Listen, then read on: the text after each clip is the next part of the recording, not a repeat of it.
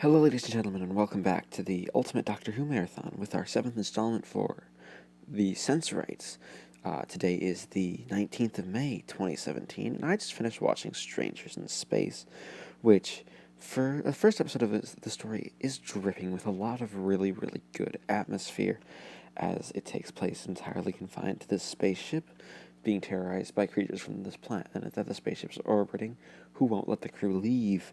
And it's the Doctor, Ian, Barbara, and Susan coming on and just trying to figure out what's going on. These creatures are the titular Sensorites, and the episode is leading up to their big reveal, where the reveal, people may complain that it's kind of slow by our standards, but it builds up to an atmosphere, and then when we actually see them, we see that they're almost an imitation of us humans, but they've already been seen to be able to mentally get the spaceship to nearly crash and nearly block the crew member Maitland and Carol's mind. And John seems to have gone, the other third crew member for this story seems to have gone totally insane.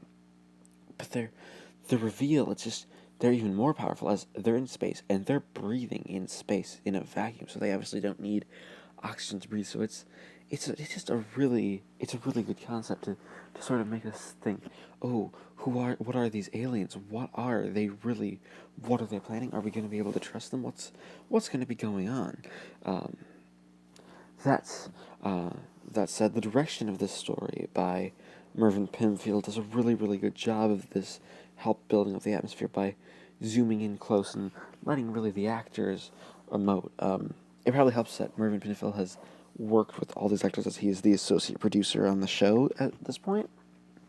So he's sort of doing multiple different jobs for this episode and this story in general. But I also have to say that the design of the story is also excellent for the spaceship. It looks really futuristically. I think it's because the doors are these giant circles, which are like, or these rectangles that work as sort of airlocks, and they all move via doing a very, very, very simple automatic door, and it's a really cool sci-fi looking spaceship. And what's also interesting is that the characterization of the regulars is actually really, really good for the most part. You have the Doctor really being all chummy with Ian, Barbara, and Susan. Barbara understanding, hey, I was wrong last episode, I'm sorry. And Ian and Susan, it's Ian being there to be the action man, trying to save Barbara when she and Susan get locked in with John. It's really only Susan who suffers, which seems to be going to be what just happens with Susan. She's just going to suffer and be the companion who doesn't get too much to do and too much screen time overall as a character, which is kind of sad because I remember liking Susan in the very first couple of episodes, but now that seems to have all changed. Also, the three members of the crew aren't very interesting, which is kind of a problem. But that said, there are some really big flaws. First off, a lot of the lines in this, it just doesn't feel as rehearsed because a lot of the lines are flubbed.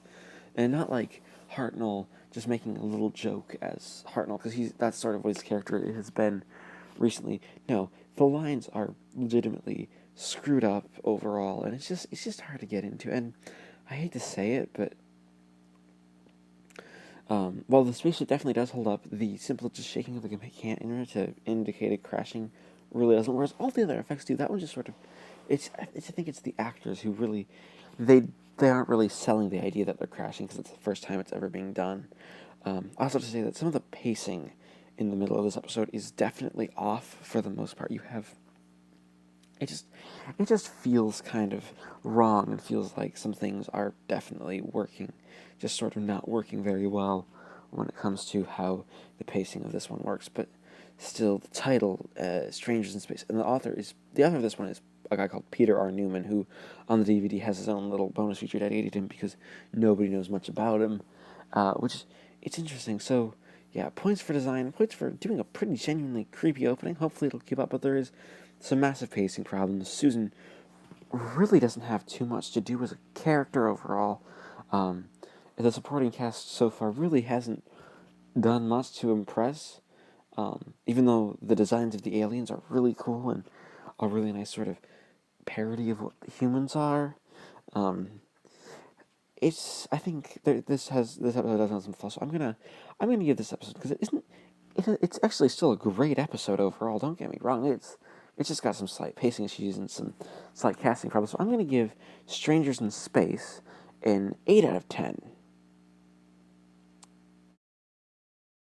Alright, it is now the 20th of May, 2017, and I just finished watching The Unwilling Warriors, aka Episode 2 of The Sensorites, which is definitely a slight step below Episode 1, which hopefully doesn't mean that the story's gonna fall apart, but it's still a pretty good episode.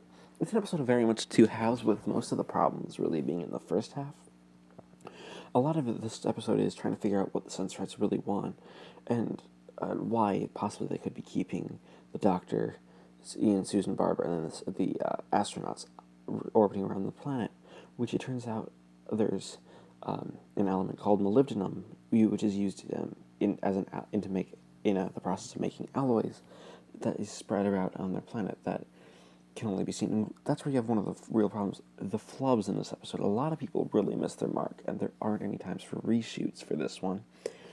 So it's all left in there, which can really take you out of the experience, because you can really tell that this time people have flubbed, especially when Ian goes on this whole spiel about what he's seen in a spectrograph.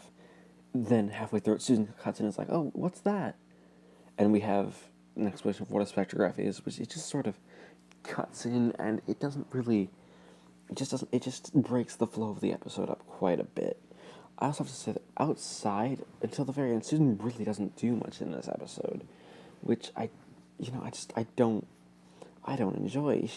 I prefer it when she, has something to do.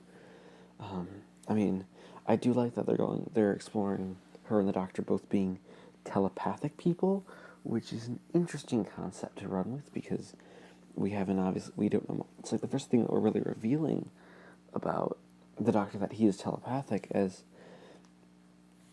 this episode is going to be seems like it's going to be dealing a lot with that as an idea. But the first half, really, it's just dedicated to this. The second half is much more claustrophobic, as the Sensorites are slowly creeping their way through the ship, and Ian and Barbara are trying to fend them off.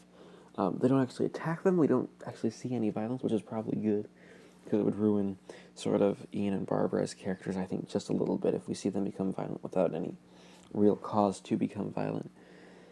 And they try to lock the doors, and it's shot really tense as the camera's slowly moving back in the ship with them. That's what's kind of nice about having all these sets set up one next to each other, so you can sort of travel from one to another really quickly. This was all meant to be filmed all in one take. The entire episode was, even though I think there might have been one little recording break halfway through the middle, which, makes sense, so they can do this overseas, and now we actually have the episode to watch, because it wasn't junked. But still, it's just one of those little tidbits that's really, really interesting, at least to me in some way, because you have the episode doing a lot of interesting stuff, whereas this is, and this tidbit of this sequence is really, really creepy.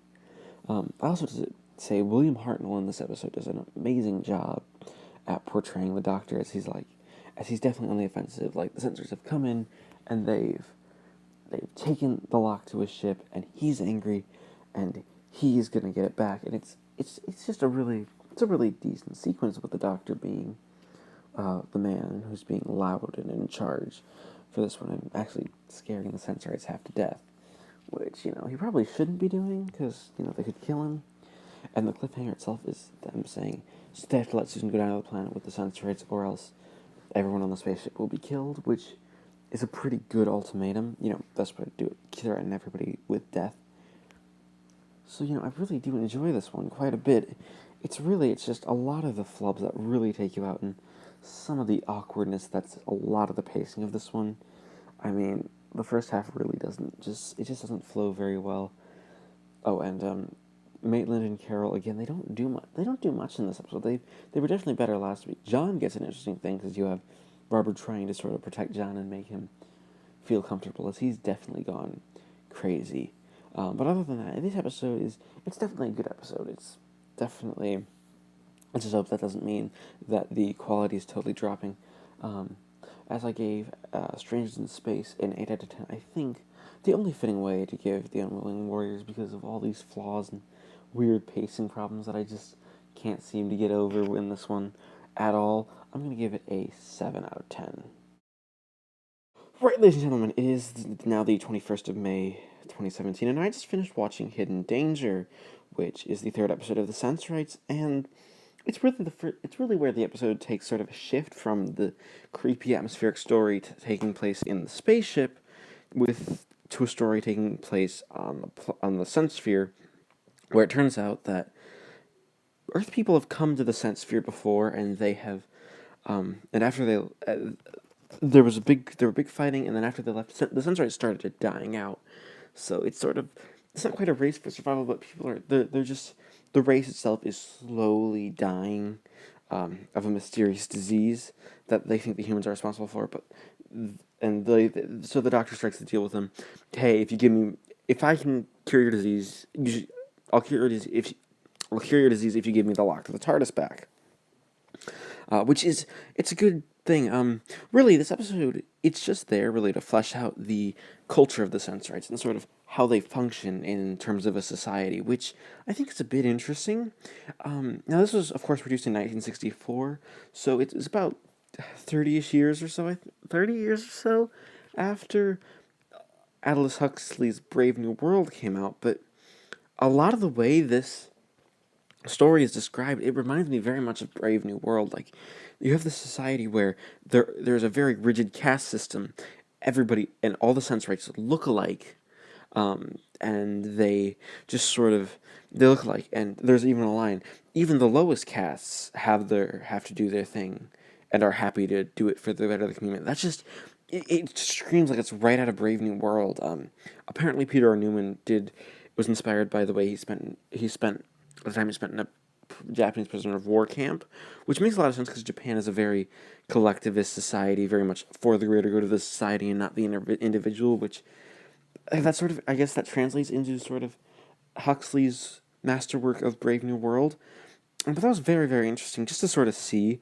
Really, there isn't a lot of plot to this one, which is kind of a downer because it's kind of it's very, very slow overall, but the sort of the analogies that I could make to Huxley were very, very fun to make and very fun to, sort of have the idea of just making these analogies to Huxley, because Huxley isn't.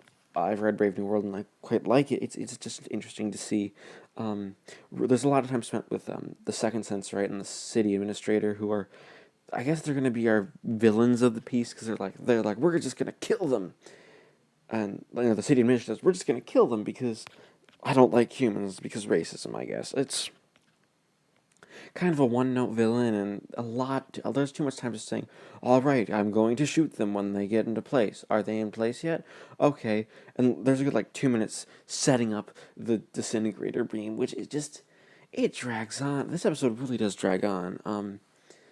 Caroline Ford also doesn't do too much. I mean, she's just sort of she's tries to be the rebellious teenager, which I guess that's supposed to be quote unquote normal, but I don't think I can enjoy that part of the performance, because Susan really shouldn't be a very rebellious teenager, quote unquote, just because she doesn't feel like she's supposed to be rebellious against the Doctor at all. It doesn't, something about it doesn't feel right to me. What do I have to say? The design work for the city of the Sensorites is actually really, really good. Like, a lot of it's it sort of looks alien, because I know Barry Newbury famously didn't include anything with a right angle for these sets, just to try to make everything look weird. And really, the only thing also of note is, of course, the cliffhanger where Ian seems to have contracted the disease, and he's like, basically the last line is, well, there's nothing to help him, he's going to die, which is, it gives you a real sense of danger, and the next episode is going to be called A Race Against Death, or something of the like. So you sort of have that feeling that there is something really is gonna go wrong this time around, and it's just actually really, really good. It's just, although a lot of the episode is still very much shrouded in the ideas of we slowly getting through an episode, which I just can't say I enjoy. It doesn't really work well for the episode, and it doesn't bode well for the story overall. So, I think just about half of this episode is really, really good. but half this episode is also just kind of dull, so I think I'm going to have to give Hidden Danger a 5 out of 10. Alright, it is now the 22nd of May, 2017, and I just finished watching episode 4 of the Sensorites, which is A Race Against Death, which, actually, this one has the Doctor being a really good character. I mean, he acts very much like the Doctor here, as he basically, Ian is dying, and basically the entire episode is, we need to find the cure. So basically, it's basically just a slight, the entire episode is spent just taking care of the mystery of what's wrong with Ian and what's wrong with the water supply, and it really, I mean, there really isn't too much to it. There's a bit of upheaval, I guess, with the Sensorites changing positions. It gets kind of dull after a while, but it really, it really doesn't do much as an episode, so it's kind of meh in that regard. I mean, it's a very, very meh episode overall, because you have the Sensorites trying to be an alien race, but really, it's just a lot of the same stuff happening in a sequence, and, I can't really seem to get behind it. It just doesn't seem to work very well, in my opinion. But the episode is still pretty decent. It's okay after all. I mean, William Hartnell really feels like the Doctor now. He feels even more like the Doctor. He's trying to save his friend, and we get to see really the scientist side of the Doctor come out, because he was originally pitched as a scientist, and that's a better side to see for this one, because he is very much a scientist here. But that it's only really one aspect of the episode. I mean, Maitland and Carol's subplot with John and the whole city administrator. Well, the city administrator's like, hey, I'm still a threat, and I'm ramping up my threatness. It really doesn't do much in the episode, as this is the Doctor just trying to figure out something with Ian, and the cliffhanger that there are nightshade is in the watering duct, is in the aqueducts where the normal Sensorites get their water, is a really good cliffhanger, leading us into, okay, who's responsible for actually poisoning everybody? That's the real question that we have to ask. But, that's a question that's definitely saved for next time. But, in the cliffhanger of Hartnell and the aqueduct, looking at the night, it's shot really, really well. Mervyn Pinfield does an excellent job directing this one. Even though this is, I believe, the last time he directs this story, as Frank Cox takes over for episodes 5 and I think episode 6. So we get just sort of another director for like the second half of the story, which is kind of weird, I think. I mean, I don't know why they did it. It just doesn't make much sense to me why we would just change directors so suddenly in the middle of a story. But yeah, it's still a pretty good story to have going on with, there's a montage sequence of the Doctor looking through things, and it really makes you feel like the Doctor's an actual scientist in this one, because it's just something really good. I mean, Barbara's not in it, Ian's unconscious, and Susan's just there. She plays nurse, which is kind of dull. I mean, there's also some stuff with the telepathy, but this is probably the weakest episode so far. Really, I don't. It's not much. It's not bad. It's not too terribly bad, but it's definitely not good.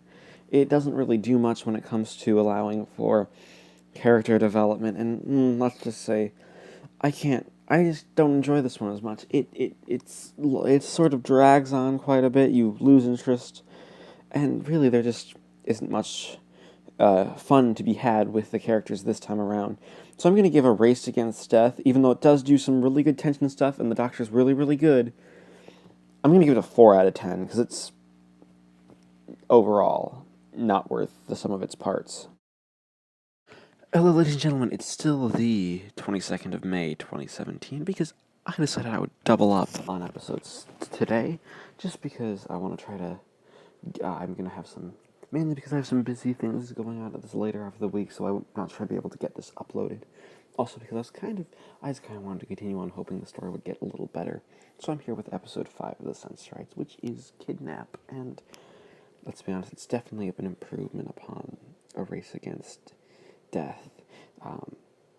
This one is really trying to bring us towards a climax with the plot with the city administrator, because the Doctor, Ian, and Susan, they make him become the second elder, and then they realize, oh wait, he's probably wanting us dead. which is a really good sort of reveal. It happens almost a bit too fast, and the pacing's odd, but it's still really good. The episode takes much more of a tone of a sort of political drama, and ends with the Doctor and Ian going down into the aqueduct and Carol getting kidnapped. Kind of sad. There's definitely a problem with the kidnap happening right as the cliffhanger. That's really it's the cliffhanger. Really, I think maybe the episode 5 and episode 6 should have been switched. So this is a desperate venture, and episode 6 might be kidnapped because the kidnap only happens again it's the cliffhanger is the titular kidnap, which is kind of silly. But yeah, this one just really does play out like a pretty decent political drama overall. Is you have the second elder being murdered, and then them trying to blame it on the Doctor only getting out because he happened to be given a new cloak and after his coat was shredded up earlier on in the episode. And so it plays out pretty decently overall, and William Hartnell is definitely enjoying himself, and so is William Russell. But I think it's Stephen Dartnell, the guy who plays what's his name?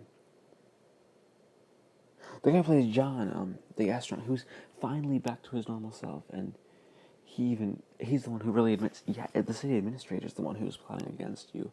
That's who I remember at least hearing about. So it'll be interesting to see how everything wraps up with this whole plot. I'm not sure really where we could go if we can really stretch it out for another final episode. We have the Doctor going into the aqueducts with the screwed up map and weapons that don't work, and there's definitely a monster. I think the monster, as it's realized in this episode, as just some noises in the dark, and the Doctor getting knocked over and his jacket torn up, is a really effective way of doing it, because we know there's a threat, but we don't know what this threat is.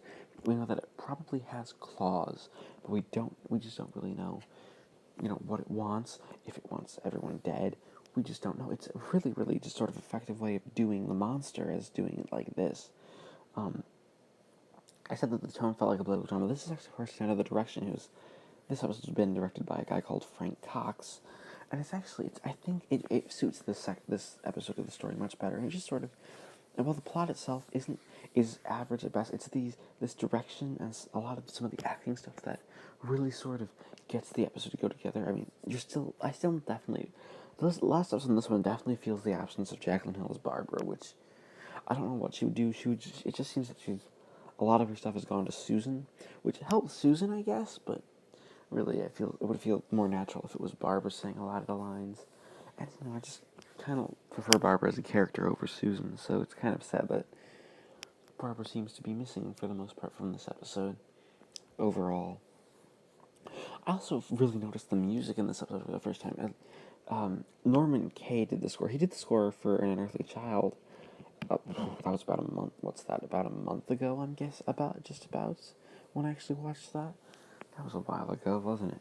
But still, the music is excellent in this one. So really, outside of really some of these weird character problems with Barbara being missing, and the fact that it's kind of a little slow, though it's not too terribly slow, I'm gonna give Kidnap a 7 out of 10. Right, so it's the 23rd of May, 2017, and I just finished watching A Desperate Venture, which is the final episode of the Sensorites. And I have to say, even though episode 5 definitely improved to become a pretty good political drama, episode 6 just doesn't know what it's doing. Mostly it brings in the other humans that came years and years ago to the Sensphere, and survived the crash, only to have them be captured so the Sensorites can be brought up as the more moral of all the characters. And it's really kind of dull. I mean, the story could have concluded with just the second elder being overthrown, and then we could have moved on to another. We could have just tried to move on, and we didn't have to have most of this episode dedicated to it. There are still a couple of... I mean, even William Hartnell doesn't have much to do. I mean, until the very end, where he just sort of freaks out at eating Barbara because Ian makes a sort of a joking comment that, at least they know where they're going, and you can't, almost implying that the Doctor can't navigate, which it's been proven that he can't. So that just sort of leads into will be leading into the Reign of Terror, which is the final story of the first real televised season of Doctor Who, which is, okay, I get it. I get why we had to do something like that, because it just makes sort of sense to have that happen, but it becomes kind of dull, and the episode really suffers for it, because you don't have a lot of interesting things going for it in this episode. You really just have the unmasking the conspiracy.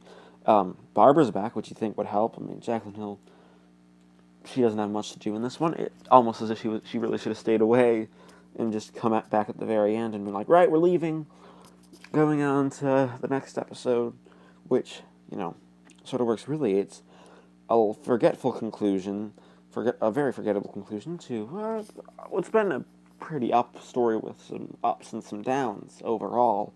And I can't really say too terribly much about the episode itself, just because there just isn't much to say. I mean, Carol and John get together and everything's happy. So I really don't know what to say. I mean, there's some very good stuff. The direction does look nice, and the music's still okay. So really, I can only give A Desperate Venture. Again, it really only gets. I think it only gets a 3 out of 10. That being said, with all the scores averaged out to a total score, and we realize, taking into account just how much this episode is, that leaves the Sensorites as a story with a final score of 5.66 out of 10, making it the second weakest story so far, second only to the first story, An Unearthly Child, which, as you'll remember, got a 5.5 out of 10. But other than that, thanks for watching, and we'll see you next time when we go on to story number 8, the next television story, which is The Reign of Terror.